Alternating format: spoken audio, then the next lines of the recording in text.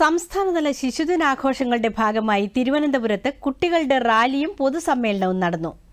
തിരുവനന്തപുരത്ത് നടന്ന റാലി മന്ത്രി ജി.ആർ. അനിൽ ഫ്ളാഗ് ഓഫ് ചെയ്തു.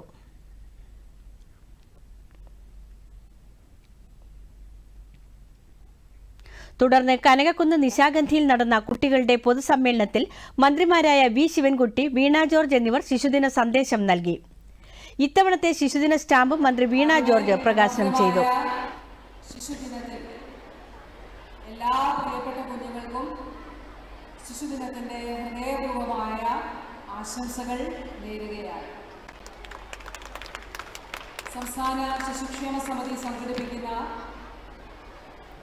ഇന്നത്തെ ശിശുദിന ആഘോഷ റാലി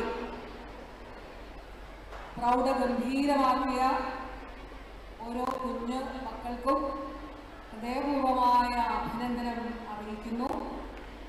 അതോടൊപ്പം ഒക്ടോബർ മാസം 28-ാം തീയതി മുതൽ വിവിധങ്ങളായിട്ടുള്ള പരിപാടികളാണ് സംസ്ഥാന ശിശുദിന ആഘോഷവുമായി ബന്ധപ്പെട്ട് ശിശുക്ഷേമ സമിതി നടപ്പിലാക്കുന്നത്.